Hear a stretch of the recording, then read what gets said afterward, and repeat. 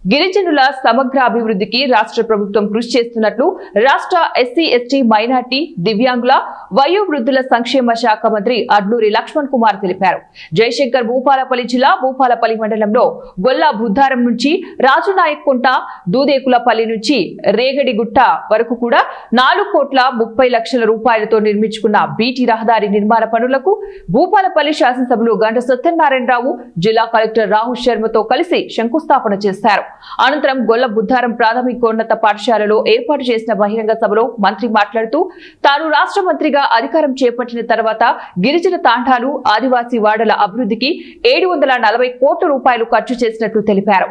మహిళలను ఆర్థికంగా బలోపేతం చేసేందుకు రాష్ట్ర ప్రభుత్వం ఇందిరా మహిళా శక్తి కార్యక్రమాన్ని చేపట్టి మహిళలకు పెట్రోల్ బంకులు, సోలార్ ప్రాజెక్టులు చేపట్టినట్లు ఆయన వివరించారు. రాష్ట్ర ముఖ్యమంత్రి సంపన్నులు తినే సన్నబియ్యం నిరుపేదలకు తినాలనే సంకల్పంతో చౌక ధరల ద్వారా సన్నబియ్యం పంపిణీ చేస్తున్నట్లు తెలిపారు. ప్రజలు వస్తే ఇబ్బంది జరగకుండా మరి గొప్పగా ప్రజాపాలన ఇందిరమ్మ రాజ్యం లోపల గౌరవ ముఖ్యమంత్రి వర్యులు పెద్దలు రేవంత్ రెడ్డి గారు కానీ,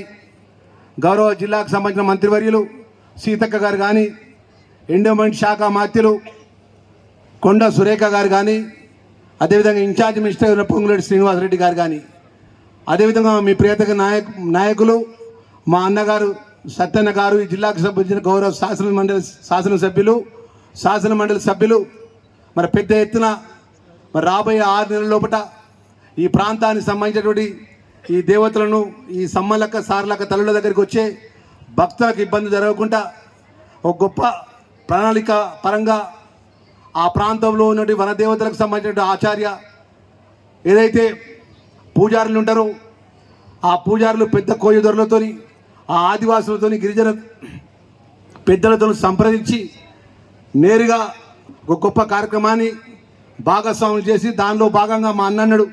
అన్న మొదటిసారి మా ప్రాంతానికి వస్తున్నావు, శాసనసభ్యుడు అయినావు, గిరిజన శాఖ మంత్రి అయినావు, మరి నీ శాఖ నుంచి 4,30,00,000 రోడ్లు ఏదైతే గొల్ల బుద్ధారం నుంచి రాజనాయక్ తండ వరకు, దూదేకులపల్లె నుంచి రేగడిగుంట వరకు 4,30,00,000 రోడ్ల యొక్క కార్యక్రమాన్ని శంకుస్థాపన చేయమని చెప్పేసి వారు కోరడం జరిగింది. దానిలో భాగంగా ఎందుకంటే నేను ఒక కార్మిక కొడుకు నుంచి, కార్మిక కుటుంబం నుంచి వచ్చిన వాడిని, భూపాలపల్లి ప్రాంతం కానీ ఈ ప్రాంత ప్రజల కష్టాలు